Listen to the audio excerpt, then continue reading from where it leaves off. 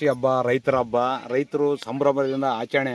ಬರಗಾಲ ಇದ್ರೂ ಮಾಡ್ತಾರ, ಮಳೆಗಾಲ ಇದ್ರೂ ಮಾಡ್ತಾರ, ಅತಿವೃಷ್ಟಿ ಆದ್ರೂ ಕೂಡ ಯಾವುದೇ ಕಾರಣಕ್ಕೆ ರೈತ ಜಮೀನಿಗೆ ತನ್ನ ಭೂಮಿ ತಾಯಿಗೆ ಪೂಜೆ ಮಾಡೋದಾಗಲಿ, ತನ್ನ ಜೊತೆಗೆ ದುಡಿತಕ್ಕಂಥ ಎತ್ತುಗಳಿಗೆ ಪೂಜೆ ಮಾಡೋದಾಗಲಿ, ಯಾವತ್ತೂ ಎಷ್ಟೇ ಕಷ್ಟ ಬಂದ್ರೂ ಬಿಡೋದಲ್ಲ. ಹಂಗಾಗಿ ಇವತ್ತೇನದ ಎಳ್ಳಮಾಸದಲ್ಲಿ ಒಂದು ದಿವ್ಸ ಮೊದಲೇ ಮುಂಚಿತವಾಗಿ ಸಂತೆ ಮಾಡ್ಕೊಂಬಂದ್ಬಿಟ್ಟು ಮುಂಜಾನೆ ಎಲ್ಲ ಹೆಣ್ಮಕ್ಳು ಜಲ್ದಿ ಎದ್ದುಬಿಟ್ಟು ಮನೆ ತೊಳೆದು ವಿಶೇಷ ಪದಾರ್ಥ ಊಟಗಳನ್ನು ಮಾಡಿ, ಮತ್ತು ಗಂಡು ಮಕ್ಕಳೆಲ್ಲ ಎತ್ತುಗಳು ತೊಳೆದು ಬಂಡಿಗಳೆಲ್ಲ ಶೃಂಗಾರ ಮಾಡಿ ಹೊಲಕ್ಕೆ ಹೋಗಿ ಕೇಸಿ ಏನಂತಂದ್ರೆ ಆ ಪಂಚ ಪಾಂಡವ್ರದ್ದು 5 ಕಲ್ಲುಗಳನ್ನು ಆರಿಸಿ ಒಂದು ಕಡೆಗೆ ಇಟ್ಟು ಕೇಸಿ ಪೂಜೆ ಮಾಡ್ತಕ್ಕಂಥದ್ದು ಇಂದಿನ ಪುರಾತನ ಕಾಲನಿಂದ ಮಾಡ್ಕೊಂತ ಬಂದದ್ದು. ಈಗಿನ ಇವರು ನಿರಂತರವಾಗಿ ಮಾಡ್ಕೊಂತ ಹೋಗ್ತಕ್ಕಂಥದ್ದು. ಇದು ಒಳ್ಳೆ ಬೆಳವಣಿಗೆ. ಆದ್ರೆ ಇವತ್ತೇನದಂದ್ರೆ ಇದು ಮಾಡೋದ್ರ ಜೊತೆಗೆ ಏನದ ಪೂಜೆ ಮಾಡಿದ ನೆವದಿ ಅನ್ನೋದು ಭೂಮಿ ತಾಯಿಗೆ ಸರ್ಗ ಚೆಲ್ಲಿ ಕೇಸಿ ಹೆಚ್ಚಿಗೆ ಏನದ ಫಲ ಕೊಡಲಿ, ನಮಗೂ ಒಟ್ಟಿಗೆ ಒಂದು ದಾಣಿ ಕೊಡಬೇಕು, ಮತ್ತು ಎತ್ತಿಗಿನ ಊಟಕ್ಕೆ ಸಪ್ಪೆ ಆಗ್ಬೇಕಂತಕ್ಕಂಥ ದೃಷ್ಟಿಯಿಂದ ಏನಂತ ರೈತರು ಇವತ್ತು ಒಂದೇ ಸಲ ಮಳೆ ಬಂದ್ರೆ ಸಾಕು, ಬರೀ ತಂಡಿಗೆ ಬೆಳೆಯಂತ ಜೋಳ ಇದು ಅಂಥದಕ್ಕೇನದ ವಿಶೇಷ ಪೂಜೆ ಸಲ್ಲಿಸ್ಕೇಸಿ ಮನೆಗೆ ತೆರಳತಕ್ಕಂಥದ್ದು ಪ್ರತಿ ವರ್ಷ ಮಾಡ್ಕೊಂಬಂದ್ರೆ ಈಗಲೂ ಕೂಡ ಮಾಡ್ಕೊಂತ ಹೋಗ್ತಕ್ಕಂಥದ್ದು ಸಂಪ್ರದಾಯ